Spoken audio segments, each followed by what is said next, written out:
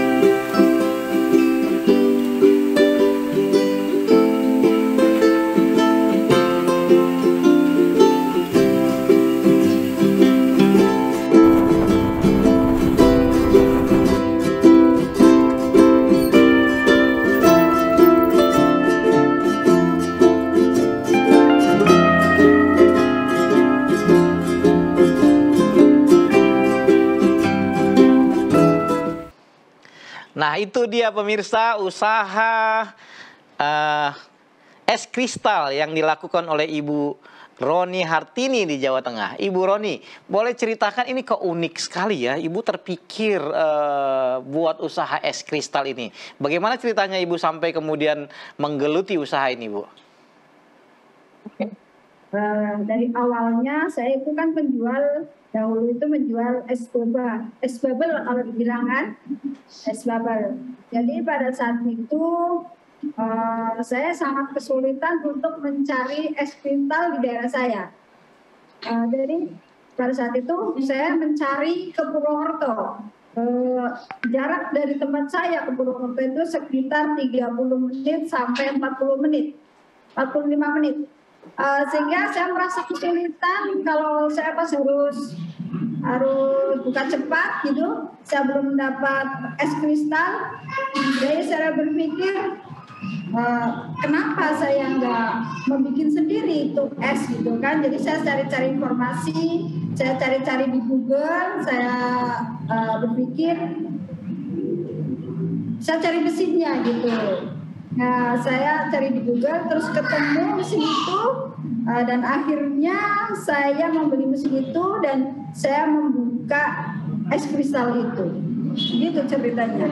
Baik, terima kasih. Jadi awalnya itu Ibu melihat ternyata belum ada usaha sejenis ya, ada penjual es tapi bukan es kristal ya Bu ya?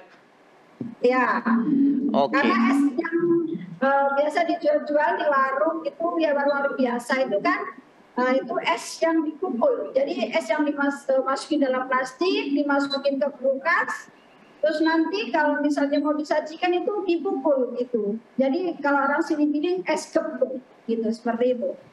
Oke, jadi Ibu masih satu-satunya usahawan di bidang es kristal di kota Ibu ya? Di kota Ibu di Banyumas ya Bu ya?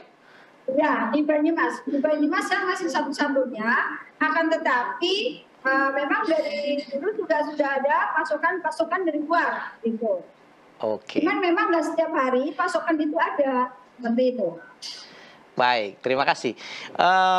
Ibu Roni, tadi menarik sekali, Ibu bisa melihat sebuah peluang yang tadinya menggunakan es tepok ya, ini kemudian ditepok, kemudian dimasukin jadi keminuman, lalu kemudian Ibu melihat bahwa ini adalah sebuah peluang ya, kenapa harus susah gitu ya.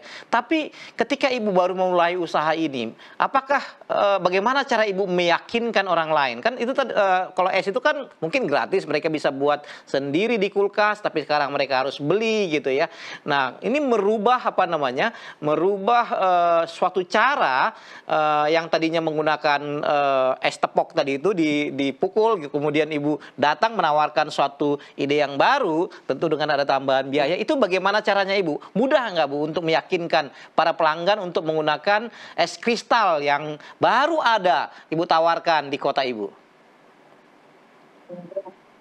Memang saya datangi mereka satu persatu, saya ngobrol gitu kan, dari hati ke hati ngobrol biasa gitu kan. Kok kenapa sih masih pakai es digepuk gini gitu kan, saya jual es kristal yang tinggal nyelupin ke ke boba atau ke sirup begitu. Kalau pakai es gepuk ini kan saya sudah merasakan sendiri, saya harus ngukur, tangan saya sakit, tangan saya dingin begitu. Saya yakinkan mereka seperti itu, dan akhirnya dengan pendekatan saya lambat laun mungkin mereka berpikir, akhirnya mereka menjadi pelanggan kami sampai sekarang. Wah, bagus sekali. Ada berapa banyak pelanggan di kota Ibu yang udah Ibu sedang layani sekarang? Apakah ada 50 atau 100 di sekitaran aja Bu? Sekitaran 50 pelanggan yang sedang saya layani sekarang ini, yang sedang saya kirim-kirim gitu. Dilayani setiap hari itu dilayani Bu ya? Oke. Ya. Saya ingin diskusi dengan Prof Daniel dulu. Prof Daniel, ini menarik ini apa yang latar belakang kenapa Ibu Roni ini kemudian melakukan usaha es kristal. Beliau tadinya katanya adalah penjual minuman es yang biasanya menggunakan es balok ya, kemudian dipukul, dan kemudian dia melihat ini sepertinya mungkin kurang higienis, agak susah melakukannya, dan beliau kemudian berpikir kenapa saya tidak menyediakan, melihat ini sebagai sebuah peluang ya. Menurut kami ini Ibu Roni ini sangat jeli melihat peluang ini, bahkan beliau adalah satu-satunya yang pertama dan sampai saat ini masih satu-satunya yang melakukan usaha es kristal di kotanya di Banyumas. Ini saya melihat ini Ibu ini bagus sekali menangkap peluangnya. Apa komentar Prof Daniel tentang hal ini? Baik, terima kasih Pak Rekson. Jadi kalau kita ingin memulai usaha, memang kita mesti melihat begitu ya. Melihat sesuatu pertama, yang paling mudah itu adalah yang tidak digunakan orang, yang belum dimulai oleh orang. Nah, dalam hal ini es kristal, ya, walaupun sudah ada, ya, es itu sudah ada di sana untuk ya pendingin dari minuman, ya. Nah, kita Ibu Roni dalam hal ini menawarkan sesuatu yang baru, ya, sesuatu yang baru yang membuat pekerjaan dari tukang menjual minuman baik itu di warung ataupun di pinggir jalan menjadi lebih mudah. Ya, menjadi lebih mudah. Dan kita perhatikan tadi dari video juga ada layanan ya antar ya. Jadi di telepon mungkin diantar ya ke pelanggan. Jadi itu kan lebih memudahkan bagi pelanggan, ada layanan. Jadi kalau kita ingin sesuatu yang baru, kita ingin seperti kata Ibu Roni tadi, adalah sesuatu yang memang belum dibuat oleh orang.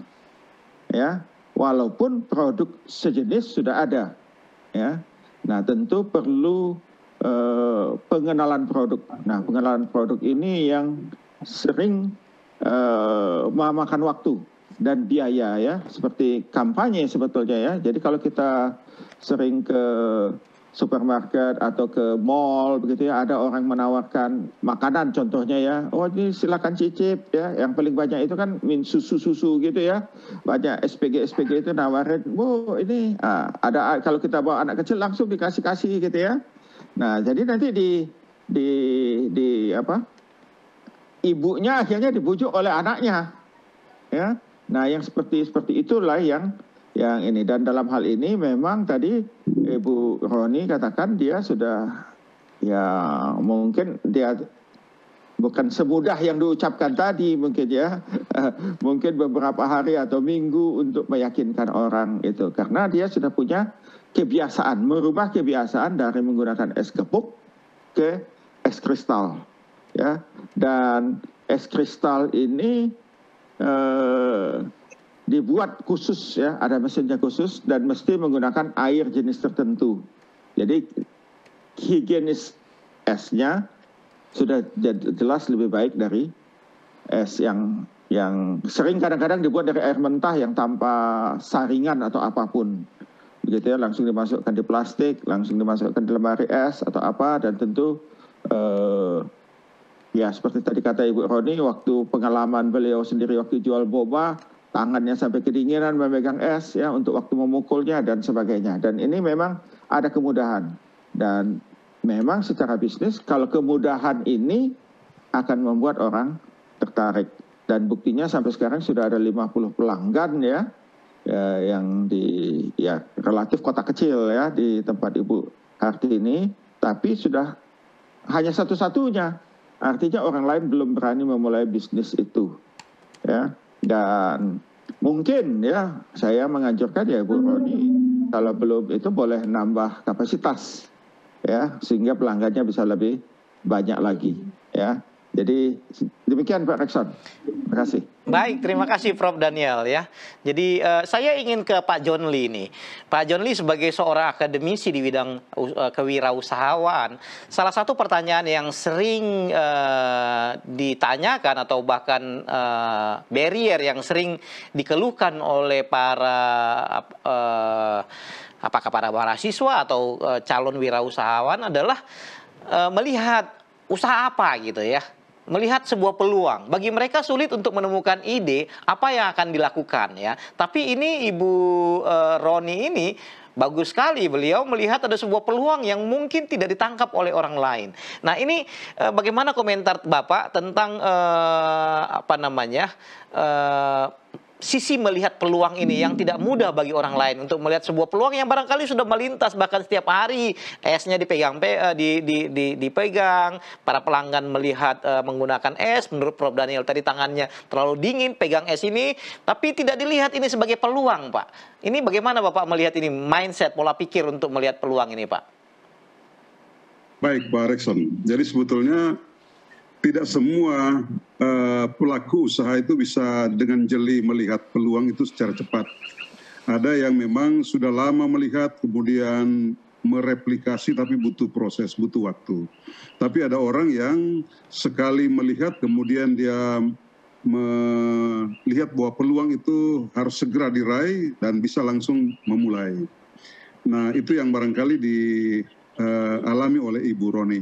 Kenapa? Karena kalau dari cerita yang disampaikan oleh Ibu Roni, memang salah satu peluang untuk memproduksi es kristal ini adalah karena memang belum ada kompetitor. Itu yang pertama. Lalu yang kedua, saya melihat bahwa dari kesaksian Ibu Roni tadi, pada waktu memperkenalkan es kristal ini dengan inovasi ya, dengan inovasi, karena sebelumnya kan menggunakan es balok. Ibu tidak segan untuk mendatangi konsumen satu persatu. Ini kalau dalam bauran pemasaran disebut sebagai personality atau people, di mana dia begitu piawai, begitu sabar, kemudian memberikan pelayanan yang terbaik bagi konsumen yang dia layani. Dan ini memang salah satu kunci di dalam keberhasilan memasarkan sebuah produk. Lalu yang berikut juga yang tidak kalah penting adalah dengan menggunakan inovasi seperti itu, maka ini kan dia menggunakan teknologi, lebih efisien dalam memproduksi. Kemudian tadi Prof. Daniel sudah sampaikan bahwa lebih terjamin higienitasnya, kemudian lebih mudah untuk mengerjakan, ya, lebih mudah untuk mengerjakan. Dan hal yang terpenting yang barangkali yang perlu disiasati oleh Ibu Roni ke depan adalah menjaga jangan sampai ada kompetitor baru yang muncul, lalu konsumen dia beralih. Oleh karena itu, servis itu harus dilakukan secara terus-menerus. Dan jangan lupa bahwa es kristal ini kan adalah produk olahan. Produk olahan. Jadi ketika konsumen membutuhkan tepat waktu, itu harus dilayani tepat waktu. Jadi selain kualitas, kemudian jumlah, kemudian kontinuitas. Nah ini yang harus betul-betul disiasati agar konsumen tidak akan pernah lari ke tempat lain. Karena boleh jadi dalam waktu yang tidak terlalu lama bisa saja ada kompetitor akan masuk karena dia melihat bahwa ini peluang yang bisa direplikasi, kemudian sama-sama akan bersaing. Untuk sementara seperti itu, Pak Rekson. Baik, terima kasih. Saya ingin kembali ke Ibu Roni. Ibu Roni, ini kan Ibu melihat, oh iya, ini selama ini Ibu kemudian ambil es balok, kemudian dipukul, dan kemudian Ibu lihat ini, wah ini susah sekali harus pukul-pukul es balok di kafenya Ibu sebelumnya ya. Lalu kemudian Ibu berpikir, kenapa tidak pakai es kristal ya? Berapa lama dari Ibu sejak kepikiran itu? Tentu ini kan nanti akan ada modal ya. Kadang-kadang kan kita melihat sebuah peluang itu, wah ini modalnya apakah untung apakah rugi gitu ya. Ibu bagaimana prosesnya kemudian sampai memutuskan untuk benar-benar ambil peluang ini, Bu? Apakah Ibu butuh waktu lama atau kemudian berpikir ini untuk mengumpulkan uang dulu sampai kemudian menangkap peluang ini, Bu? Atau Ibu begitu ada ide ini langsung kemudian segera ambil peluangnya? Ya, baik. Saya memang pada saat itu ada sekitar 1 atau 2 bulan untuk berpikir keuntungannya bagaimana, ini airnya nanti bagaimana, terus nanti pemasarannya bagaimana, gitu kan. Ada memang 1-2 bulan untuk memikirkan hal ini. Nah, namun setelah kami berkomunikasi dengan anak, dengan suami, gitu kan, jadi ya udah oke, kita laksanakan, kita beli mesin, kita buka, kita segera seperti itu. Karena memang ini peluang emas bagi kita, karena kita belum ada mesin es di daerah kita, seperti itu. Oke, Ibu berarti beli mesinnya itu dari mana, Bu? Apakah dari luar negeri atau ada di Indonesia untuk jual mesinnya? Mesin itu ada di Indonesia, tempatnya ada di Surabaya. Oke, wah terima kasih. Ini pemirsa Ibu Roni ini ya memang butuh waktu sampai sekitar 2 bulan. Tapi beliau tidak menyia-nyiakan peluang itu lebih lama. Saya ingin ke Ibu Roni. Ini tentu ada peluang tadi ya. Ibu melihat peluang ini kemudian dieksekusi, dijalankan. Tapi kan nggak semudah itu ya. Ada aja hambatan-hambatan yang terjadi. Hambatan apa yang Ibu lakukan ketika baru memulai usaha ini? Ini ngomong-ngomong sudah berapa lama usaha ini berjalan, Bu? Ini berjalan udah 1 tahun. Sudah 1 tahun. 1 tahun ya. Nah, hambatan apa yang Ibu temukan ketika memulai usaha ini? Tentu kan idenya tadi dapat, tapi kan nggak semudah kita berbicara ini. Pasti ada masalah-masalah yang mungkin dihadapi sampai kemudian sekarang bisa jalan seperti ini. Apa aja kendalanya yang Ibu hadapin, Bu? Tantangannya? Ya memang tantangannya pada saat itu kan kami mulai kita cari pelanggan itu kan sangat susah karena memang pelanggan saya dulu itu kan memang agak pemikirannya masih belum modern gitu kan, jadi harus telaten dalam saya mendekati mereka, terus jangkauannya juga agak luas gitu. Oke. Jadi memang agak lumayan sulit pada saat itu waktu saya memulai bisnis ini. Gitu. Tapi dengan keyakinan saya bahwa semuanya akan bisa berjalan kalau kita selalu bersama Tuhan. Itu sih yang saya yakin. Baik, terima kasih. Memang awal-awalnya agak sulit ya Bu ya, karena harus meyakinkan Pak calon pelanggan untuk mau berubah gitu ya. Nah, apakah banyak penolakan Bu ketika Ibu kemudian menyampaikan, oh ini loh kita pakai es kristal ini aja gitu. Apakah ada penolakan di awal-awal Bu?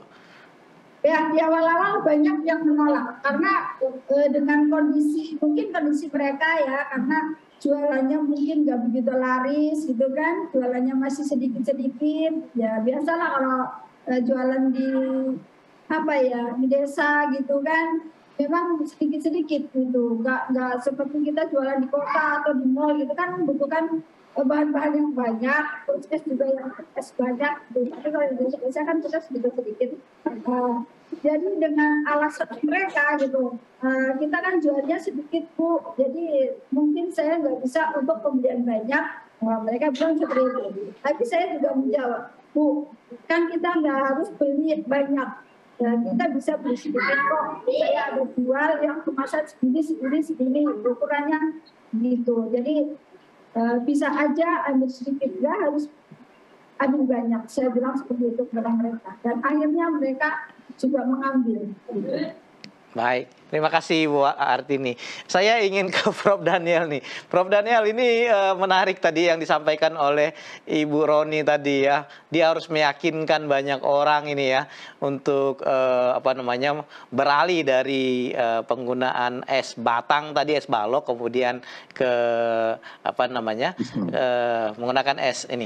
Dan menurut beliau tadi ada banyak penolakan juga di awal ya. Tapi beliau kemudian gigih meyakinkan mereka untuk mencoba mulai, bahkan katanya memberikan kasih sampel kecil-kecil dulu untuk digunakan. Ya memang ini tantangan yang pertama untuk memulai sebuah produk baru atau jasa baru itu adalah bagaimana kita meyakinkan produk atau jasa kita itu dapat digunakan oleh pelanggan ini ya. Dalam tahap ini Ibu Roni ini telah melewati masa yang sulit ini dan sekarang katanya sudah running dalam setahun, kemudian sudah cukup punya base klien yang cukup banyak ini. Ini ada banyak Prof. Daniel yang memulai usaha ini begitu ada penolakan, wah langsung ini susah gitu ya. Lalu kemudian segera berhenti dan tidak memanfaatkan peluang itu ketika sebuah tantangan untuk meyakinkan pelanggan ini dilihat sebagai suatu hal yang tidak mudah. Bagaimana sehingga akhirnya banyak orang yang kemudian memilih untuk meninggalkan usaha tersebut atau bahkan kembali bekerja kepada orang lain. Ketika di awal-awal merintis ini nggak semudah yang dibayangkan, dia pikir wah ini sepertinya bukan saya ini gitu ya. Nah bagaimana Prof. Daniel melihat hal ini berbeda dengan Ibu Artini tadi ya. Dia melihat oh iya walaupun ada penolakan kayak gitu, dia dengan gigi dan saya tertarik dari bersama dengan Tuhan dia bisa lakukan. Ini bagaimana komentar Prof. Daniel tentang hal ini? Baik Pak Rekson, jadi kalau kita ingin membuat suatu produk, maka kita mesti pertama itu yakin bahwa produk kita ini lebih bagus, lebih unggul, harganya kompetitif. Ya, kalau harga yang kita buat itu terlampau mahal atau beda jauh, ya mungkin orang masih agak ini. Tapi kalau harganya kompetitif, ya kompetitif dalam hal ini dia diberi kemudahan, walaupun mungkin harganya sedikit lebih mahal, tetapi kepuasan, ya kepuasan dari pelanggan itu lebih baik, ya. Jadi kalau kita perhatikan sekarang misalnya di supermarket banyak sayuran-sayuran yang dibekukan, ya sayuran beku. Nah, memang pada awalnya orang tidak banyak, pemalas ya. Jadi orang yang beli sayuran beku itu pemalas, ya, karena dia malas untuk memotong-motongnya. Ya, tetapi ada segmen pasar yang akan gitu adalah ibu-ibu yang memang aktif bekerja di luar rumah, tetapi dia juga sedang untuk memasak sendiri di rumah, ya. Jadi itu memudahkan. Jadi untuk produk-produk yang seperti itu kita masih meyakinkan orang ada keuntungan, advantage untuk menggunakan produk tersebut. Ya, nah, dan kita yakin kita buat, dan tentu perlu promosi tadi ya. Yang paling mudah itu sebetulnya adalah dengan memberikan sampel, ya, sehingga mereka merasa mudah, ya. Makanya kalau kita lihat sekarang kalau ada industri-industri, mereka sering memberi sampel, ya, dicicip. Tadi seperti saya katakan kalau ke mall atau kemana diberi sampel, ya, diberi sampel. Jadi dalam hal ini pelanggannya Ibu Roni ini tadi dikatakan awal-awal ya sudah biasa, malas. Kenapa kamu malas? Mesti mukul-mukul dikit aja kok esnya. Ya. Tetapi sekarang kalau mungkin di pelanggan Ibu Roni ditanya, mau kembali nggak ke sana? Ke yang pakai es gebuk? Mungkin nggak mau lagi. Ya, karena sekarang dia kalau menyediakan produknya, kalau misalnya es sirup atau boba tinggal dimasukkan, esnya tinggal disendok aja, tuang, nggak perlu dikepul-pukul lagi. Ya, jadi ada advantage, ada kelebihan. Ya. Dan harganya kompetitif dibanding dengan produk yang sebelumnya, ya. Dan itulah sebenarnya kalau kita lihat kalau kita mau berusaha, kalau kita mau mulai usaha, meyakinkan pelanggan ini memang tidak mudah, ya. Ada kiat-kiatnya, ya. Ada skill of negotiation. Kita bernegosiasi, ya, membujuk ya untuk mengenalkan bahwa ini loh lebih bagus, lebih mudah, ya. Kalau perlu kita lihatkan bagaimana cara menggunakan produk itu dan memperlihatkan bahwa itu lebih mudah dan keuntungan mereka meningkat, ya, keuntungan mereka meningkat. Dan itu biasanya kalau seperti Ibu Roni kan pelanggannya adalah dia bukan langsung konsumen kan, konsumen akhir, ya, adalah konsumen intermediate kan di antara. Yang konsumen akhir adalah orang yang meminum produknya. Jadi yang seperti itu. Tapi kalau kita ingin memulai suatu usaha, produk kita katakanlah satu kue, ya, atau makanan, dan kita ingin mengenalkan, nah itu memang biasanya seperti itu. Kita beri contoh sampel gratis. Biasanya kalau yang seperti itu, kalau ada pertemuan kita bawa, oh ini silakan cicip, ya. Nah nanti kalau orang sudah senang, dia akan tanya, beli di mana? Oh ini usaha saya, ya, boleh kalau beli. Nah nanti baru kalau orang sudah tertarik, baru kita ada kiat-kiat marketing lainnya. Tetapi meyakinkan orang bahwa produk kita itu lebih baik, lebih bermutu, kalau makanan lebih enak, ya. Dan kalau seperti tadi pelanggan intermediate, ini akan membuat mereka lebih mudah menjual produknya. Demikian Pak Rekson. Baik, terima kasih. Saya ingin kembali ke Bu Roni tadi, ya. Bu Roni, itu saya ingin bertanya sebentar. Tadi Prof. Daniel bilang harga kompetitif gitu ya dibanding dengan yang sebelumnya. Ini harga yang Ibu tawarkan sekarang ini dibanding dengan es batu itu, boleh Ibu kasih gambaran jauh nggak harganya, Bu? Sebenarnya es batu yang pakai plastik itu sebenarnya hampir sama. Cuman kemudahannya ya itu, kita sudah dibentuk, dia sudah berbiji-biji gitu kan, jadi nggak perlu mukul gitu. Itu aja sih sebenarnya. Baik. Soal harga itu relatif hampir sama. Hampir sama, ya. Jadi Ibu justru menawarkan kemudahan dengan harga yang sama. Wah, ini jeli sekali. Ya. Saya ingin menyoroti satu hal, Bu. Ibu menyatakan bahwa Ibu adalah kalau dalam bahasa bisnis disebut market leader, ya. Karena menjadi satu-satunya dan pertama di pasar Ibu itu, ya. Bagaimana Ibu merasakan advantage atau keuntungan dengan menjadi orang yang pertama dan satu-satunya yang menyajikan layanan ini kepada klien Ibu di kota Ibu? Ada kemudahan nggak? Karena saya pertama, saya sekarang merasa masih enak. Tapi itu saya harus memikir ke depan gitu mengenai tantangan-tantangan yang akan saya hadapi di masa mendatang. Karena ya seperti Pak Rekson katakan, pasti ada kompetitor lain yang akan bisa datang ke tempat saya gitu kan untuk menawarkan mungkin malah lebih murah dari saya gitu kan. Jadi memang saya harus harus berpikir jauh ke depan seperti itu. Oke, saya ingin ke Pak John Lee. Pak John Lee, ini Ibu Roni ini kan pada saat ini sekarang menikmati advantage being the first dan the only one ya, menjadi yang pertama dan satu-satunya gitu ya. Dan beliau menikmati golden period ini, hanya kita tidak tahu nanti berapa lama beliau akan menjadi satu-satunya. Yang pertama otomatis ya, beliau adalah yang pertama dan ini merupakan sebuah keuntungan. Ya. Bagaimana Bapak melihat ini dan apa yang harus Ibu Roni persiapkan jika kemudian menjadi satu-satunya ini kemudian harus berubah ketika ada kompetitor lain yang kemudian masuk di industri ini di kota beliau?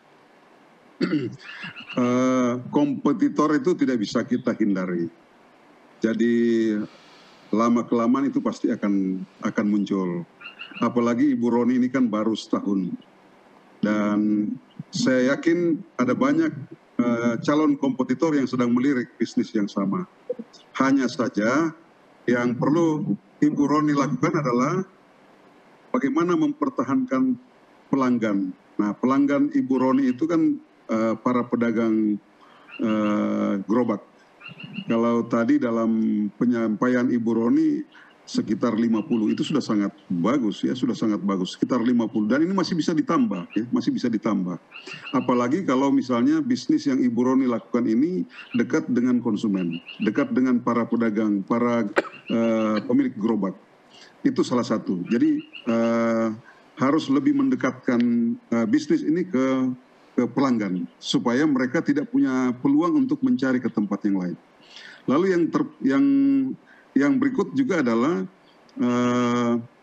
Ibu Roni harus mampu untuk menciptakan produk-produk yang sama tetapi dalam kemasan yang berbeda, sehingga segmen pasar itu akan lebih banyak ya, karena ada konsumen dalam bentuk gerobak yang menjajahkan es, tapi mungkin juga ada konsumen yang dalam bentuk misalnya dia menyampaikan ke rumah makan, ke restoran, atau sebaliknya ada yang memang memesan langsung ya, ibu rumah tangga yang pesan langsung, sehingga kita perlu membuat kemasan-kemasan yang bervariasi sesuai dengan apa yang dibutuhkan oleh konsumen, sehingga ketika mereka membutuhkan ukuran tertentu, jumlah tertentu, kemasan tertentu, itu dapat dilayani.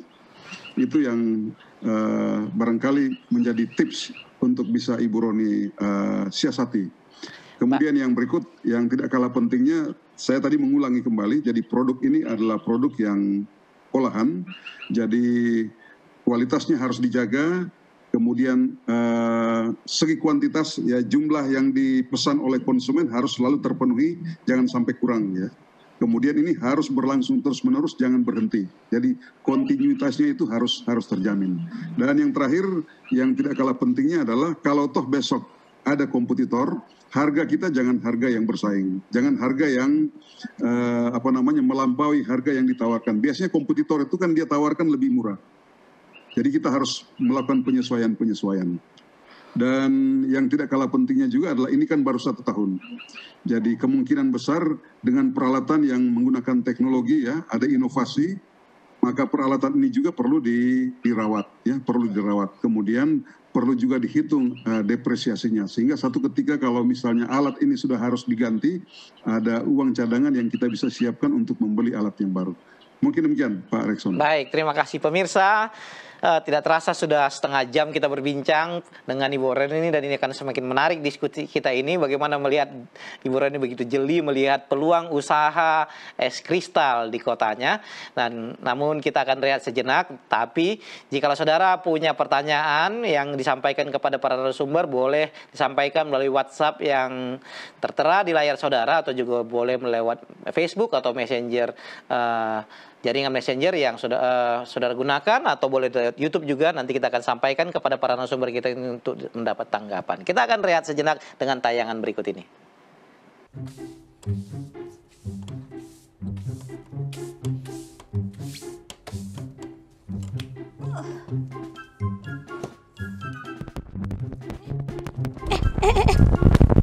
Kamu nggak apa-apa? Enggak apa. Enggak apa-apa sayang. Nah, udah. Kamu kerja aja ya. Oke. Aman.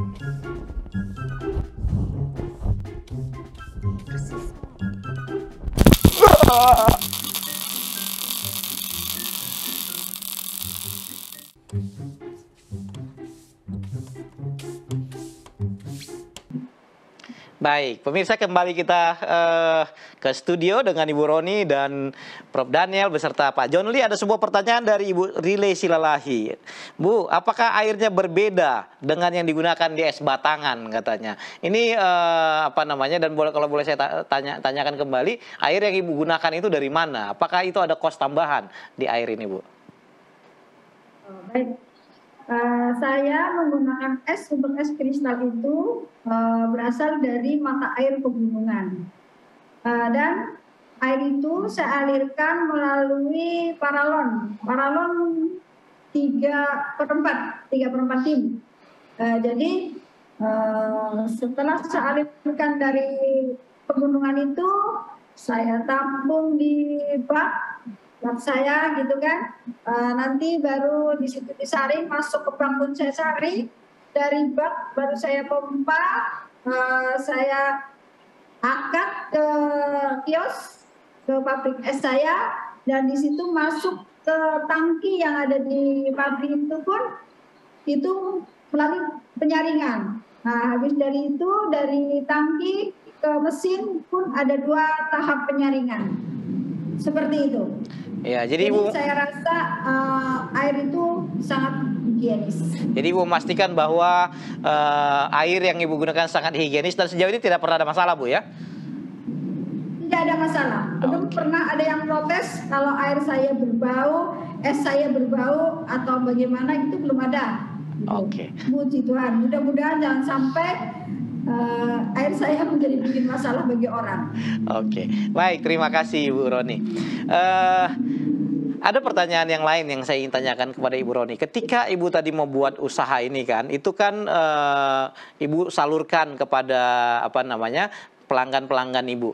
Ini pelanggan ini kan selama ini Ibu menjual ini adalah kepada pelanggan penjual minuman ya Bu, betul ya Bu ya?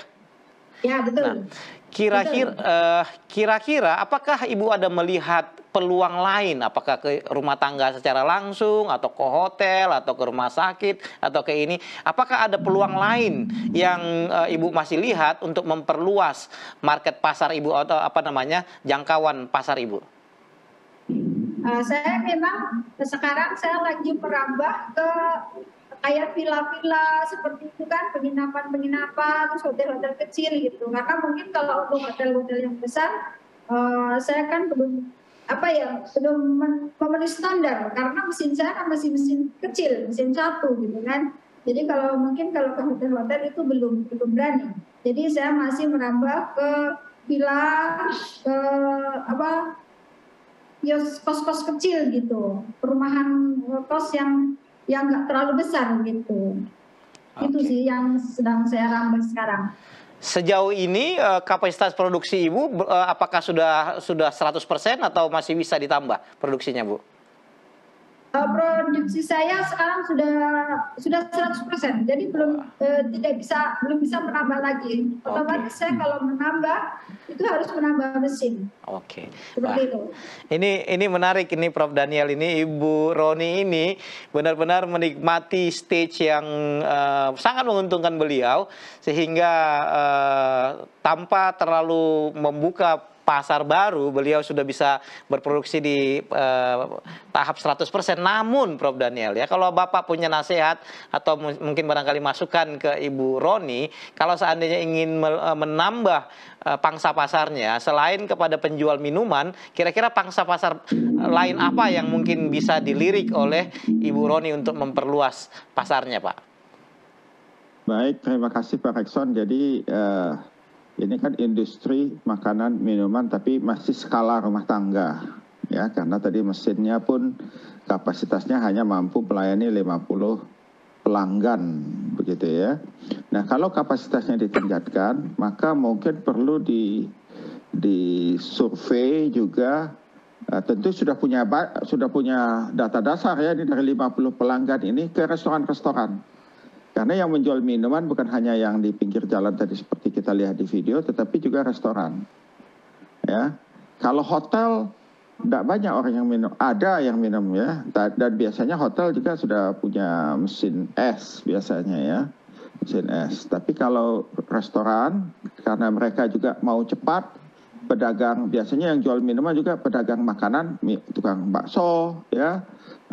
Itu juga biasanya dia jual bakso, dia juga jual minuman ya, minuman dingin ya. Jadi ada memang minuman yang di botol ya dingin, tapi ada pelanggan yang senang minumannya itu tidak yang dalam kemasan, tapi dibuat langsung di restoran. Ya, jadi kalau saya ada langganan saya makan bakso, dia selalu begitu, nawarkan, ya nawarkan bakso, minumnya mau yang ini atau yang dingin, ya. Jadi kita mendekati restoran-restoran seperti itu. Mungkin tadi karena restoran-restoran kecil dulu. Ya, restoran-restoran kecil. Jadi itu boleh. Jadi meningkat kalau sudah ada, bolehlah kita survei. Ya, ini orang pinggir jalan kita jadi sudah itu pedagang-pedagang keliling ini sudah memakai. Ya, dan kita sudah bisa menunjukkan kepada mereka. Kalau bikin misalnya es boba, gini loh, mudah kan? Kalau buat es macam-macam lagi ya, ada berbagai jenis kan itu minuman. Ya, tinggal tuang. Ya, tinggal tuang es, ya, tidak repot, ya. Harga tadi kompetitif, ya. Jadi bahkan tidak berbeda jauh kata Ibu Roni tadi ya. Jadi kita menawarkan kemudahan dengan tidak menambah kos. Kan seringkali kalau kita beri inovasi baru, orang langsung berpikir, oh biayanya nambah, ya, biayanya nambah. Ini tidak. Atau kalau biayanya nambah, kita mesti ngasih tahu kalau biayanya nambah sekian, keuntungan kamu akan meningkat sekian kali lipat ya. Nah, itu kalau secara ini increment BC-nya naik gitu ya. Jadi dengan menerapkan teknologi baru, BC rasionya menjadi lebih baik ya. Keuntungannya lebih baik. Jadi kalau kepada pedagang-pedagang seperti itu kita bertanya, kalau kamu ya saya kalau beli es plastik 10.000, yang Ibu 15.000, ya tapi kan ini tadi kan kelihatan kemasan. Ini sama dengan 3 es plastik. Ya, jadi harganya sebetulnya jauh lebih murah. Kamu beli 10.000, ini 18.000 ya. Nah, padahal 3 kali lipat. Jadi sebetulnya mana? Kalau kamu beli 30, kali ini 18. Ya, jadi yang seperti itu ya. Selain tadi kita mengenalkan kemudahan ya. Jadi keuntungan, kemudahan dan berpeluang orang lebih tertarik untuk mengkonsumsi. Karena tadi ada kita katakan seperti tadi kata Ibu Roni, airnya adalah air dari gunung, disaring tadi juga ya, ada menggunakan alat penyaring air sebelum diproses menjadi es ya. Sedangkan yang lain itu biasanya kadang-kadang ada yang malas air sumur aja atau air keran langsung dibungkus dibekukan begitu ya. Jadi kita mesti menawarkan keuntungan kepada calon pelanggan kita bahwa kalau dia menggunakan produk kita, mereka akan mendapatkan keuntungan. Ada nilai tambah yang lebih daripada sebelum dia menggunakan produk kita. Sekian Pak Rekson. Baik, terima kasih. Saya ingin ke Pak John Lee nih. Pak John Lee, ini kan Ibu Roni tadi melakukan usaha ini, dia melihat sebuah peluang air es kemudian dirubah. Ya kelihatan prosesnya itu tidak terlalu sulit ya. Jadi entry barrier-nya itu tidak terlalu sulit dan akan sangat mudah dikopi oleh orang lain. Ini merupakan sebuah risiko usaha yang harus dipersiapkan oleh Ibu Roni. Mungkin Bapak bisa memberikan nasihat untuk yang boleh sudah dipersiapkan oleh Ibu Roni untuk memitigasi resiko tersebut, Pak John Lee.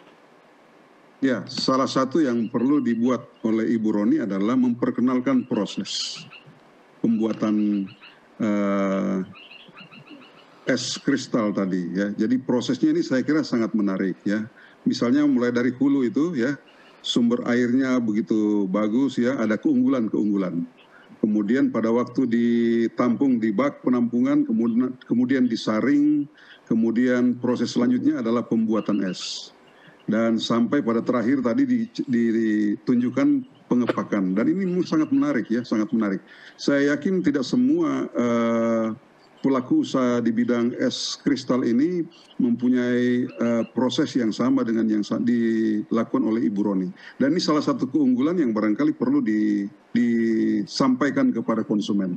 Sehingga kalau toh ada kompetitor di kemudian hari, mereka tidak akan mungkin terpengaruh karena memang mereka mengenali betul proses pembuatan es kristal yang dilakukan oleh Ibu Roni.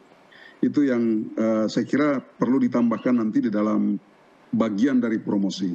Lalu yang kedua yang tidak kalah pentingnya tadi Ibu Roni sudah sampaikan juga, ya kita harus secara berkala mendatangi konsumen, kemudian menanyakan kepada mereka kira-kira apa yang perlu diperbaiki dari produk yang sekarang mereka sedang gunakan hasil produksi dari Ibu Roni. Itu juga harus kita lakukan. Jadi kita harus berani untuk meminta pendapat dari konsumen.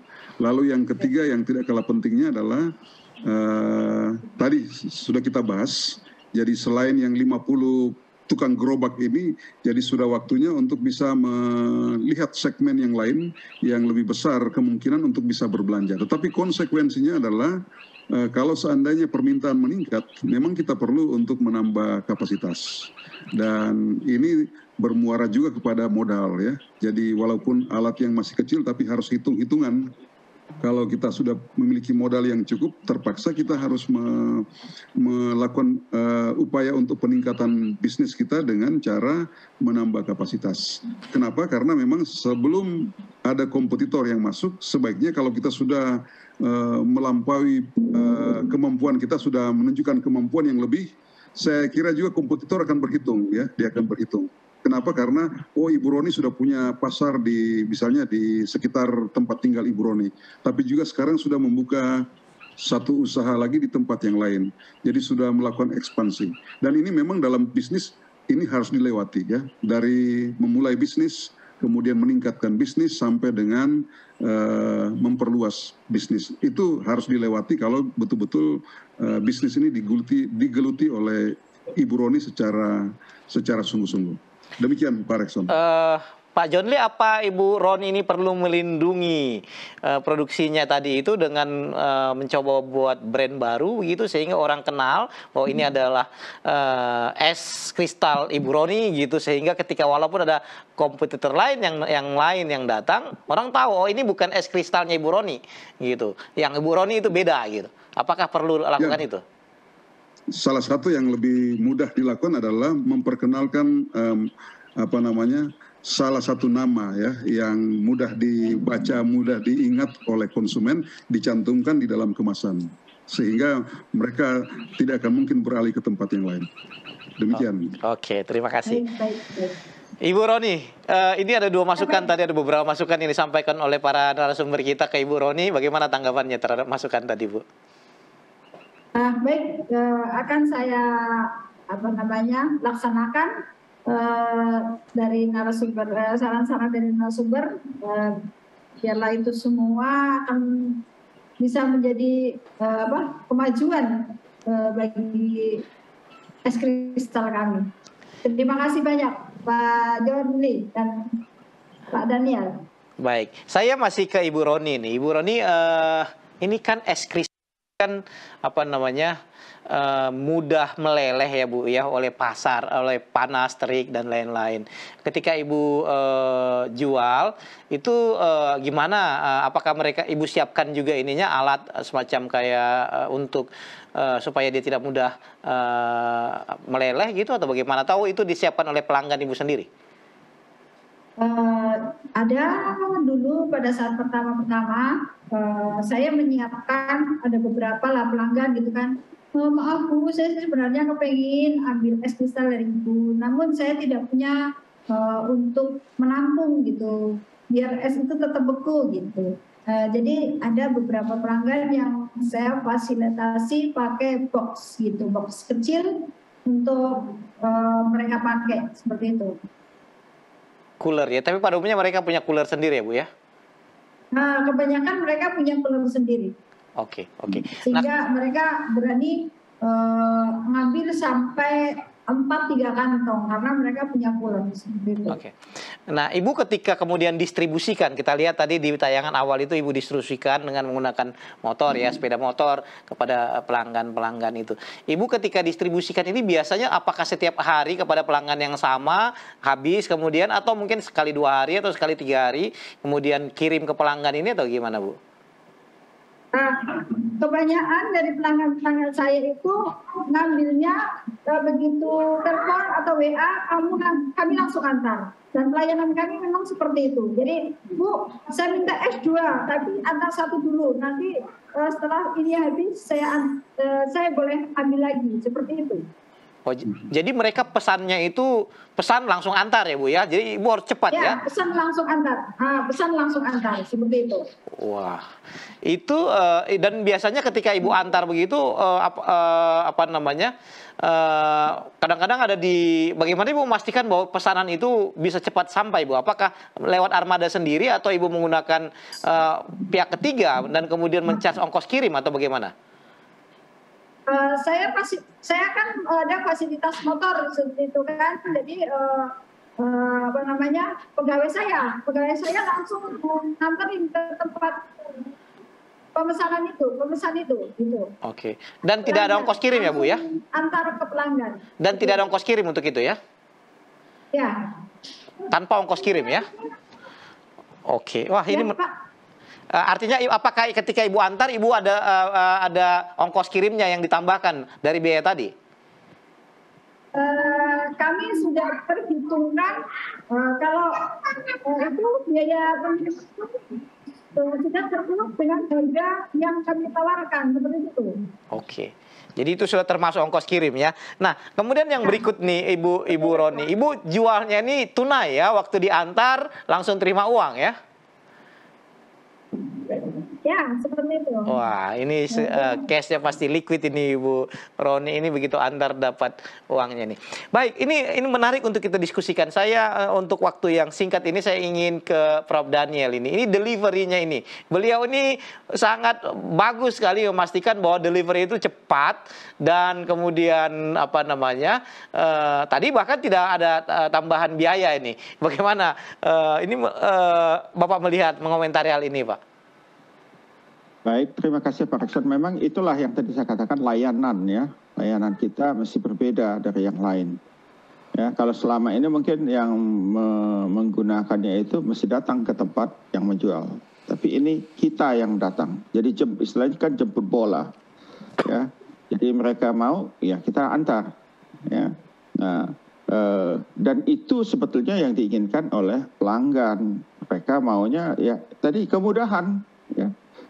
Kemudahan bagi mereka tidak perlu datang atau membuang waktu atau mengeluarkan biaya atau ongkos kirim karena sebetulnya ongkos kirim itu sudah ada di dalam harga produk gitu ya, harga produk, sehingga ya free delivery begitu ya. Dan tentu saja ini karena jumlah pelanggannya masih kecil ya, tapi kalau sudah mulai besar ya perlu dipikirkan. Tapi saya melihat di kota saya banyak juga yang tentu perusahaan besar ya, perusahaan raksasa yang menjual es kristal yang datang ya, mereka datang ke restoran-restoran ya, jadi bawa pakai truk jual es kristal datang ke restoran-restoran. Nah itu kalau saya tanya sama kebetulan waktu saya makan, saya dibayar nama enggak, harganya sudah termasuk ongkos kirim ya, free delivery. Karena kalau tidak, ya ada saingan. Karena di kota besar banyak yang membuat es kristal, itu perusahaan besar artinya yang membuat es kristal, yang semuanya memberikan jaminan seperti itu. Ya, nah ini Ibu Roni bagusnya apa? Walaupun belum ada kompetitor, sudah memberikan fasilitas free delivery. Ya, biasanya itu free delivery karena ada kompetitor. Jadi kita memberi kepuasan yang berbeda ya, lebih baik dari kompetitor kita. Tetapi Bu Roni karena walaupun pertama dia sudah ingat satisfaction ini ya, customer satisfaction. Jadi kepuasan pelanggan itu nomor 1, termasuk tadi delivery ya, kejaminan bahwa produknya hygiene, jaminan bahwa produknya adalah air gunung ya, bukan air sumur atau air yang lainnya, begitu ya. Jadi ini customer satisfaction yang diberikan oleh Ibu Roni ini walaupun belum ada kompetitor, tapi tetap mesti kita pertahankan. Jangan lengah bahwa mutu tetap kita utamakan. Mutu nomor 1, customer satisfaction adalah juga nomor 1. Sehingga customer kita tetap puas, sehingga pada waktu nanti ada kompetitor yang masuk, ya mereka akan ingat selalu produk Ibu Roni. Oleh karena itu tadi seperti sarannya Pak John Lee, ya perlu diberi label, ya perlu diberi merek, ya perlu diberi merek tadi yang mudah, ya gampang diingat, mudah disebut, ya sehingga mereka akan ingat. Kalau ada kompetitor, pokoknya yang sana, saya tahunya itu lebih mudah, lebih murah, ya dia sudah puas, saya sudah puas kok, ya kenapa mesti pindah, ya. Dan tentu kalau mereka mau ini, ya mereka mesti memberikan layanan yang justru mesti lebih bagus. Oleh karena itu tadi seperti kata Pak John Lee, kita perlu secara rutin, ya, dan berkala waktu tertentu kita selalu mesti berkomunikasi dengan pelanggan kita, ya, menanyakan kepada mereka. Umpan balik dari pelanggan itu untuk menyempurnakan produk kita. Apalagi kalau ada kompetitor. Sebelum ada kompetitor pun kita sudah ada continuous quality improvement, perbaikan mutu yang terus menerus, sehingga customer kita akan tetap puas. Customer datang, mereka sudah puas dan tidak mau pindah. Baik, terima kasih Prof. Daniel. Ini ada 2 pertanyaan kepada Ibu Roni ini. Ibu Roni, bagaimana Ibu mengendalikan baku air yang baik? Apakah ada alat tes khusus atau bagaimana? Itu tadi dari Ibu Christina Cecilia, dan juga tambahan pertanyaan dari Ibu Rile Silalahi. Apakah air tidak lebih baik direbus atau didinginkan, baru kemudian dijadikan es? Gimana itu, Bu? Alatnya apa yang Ibu gunakan untuk memastikan ini alat higienis dan tidak perlu dimasak lagi? Pada saat itu ada saudara dari menantu saya. Saudara menantu saya itu kan dia apa ya namanya? RO kemarin ya Bu Ibu. Di bidang itu gitu kan. Jadi sudah pernah dites dan air itu memenuhi syarat untuk kita konsumsi langsung gitu, karena memang melalui tahap-tahap itu tadi, jadi penyaringan itu seperti itu. Ya, Ibu Roni juga menggunakan alat reverse osmosis untuk untuk meyakinkan, memastikan bahwa air yang diudah itu sehat, ya. Oke, pemirsa, tidak terasa sudah 1 jam kita berbincang dengan Ibu Roni, Prof. Daniel, dan Pak John Lee dengan topik tadi yang sangat menarik, jeli melihat peluang usaha, ya. Denzel Washington pernah berkata, easy to spot a red car when you are always thinking of a red car, and easy to spot opportunity when you are always thinking of opportunity. Denzel Washington. Anak saya ketika berumur mungkin 4-5 tahun, ketika kami naik mobil, tak kenapa selalu tertarik untuk melihat bajai. Di sepanjang perjalanan dia akan selalu teriak, bajai, bajai, bajai. Ya.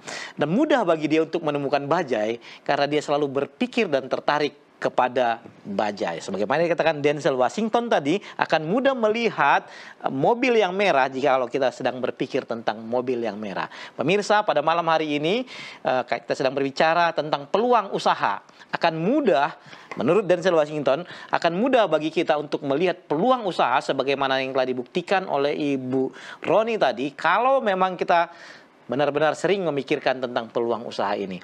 Atas nama kru Hope Channel Indonesia dan ASI Indonesia, kami ucapkan terima kasih atas perhatian saudara pada malam hari ini. Kita akan bertemu dengan topik yang berbeda, namun sangat menarik pada Selasa minggu depan. Kiranya tayangan malam hari ini akan memberikan inspirasi bagi banyak kita semua dan menjadi berkat, di mana kita kemudian akan dapat melihat peluang-peluang yang tidak jauh di hadapan kita. Sekali lagi, terima kasih atas perhatian saudara. Kamu bisa, Tuhan memberkati.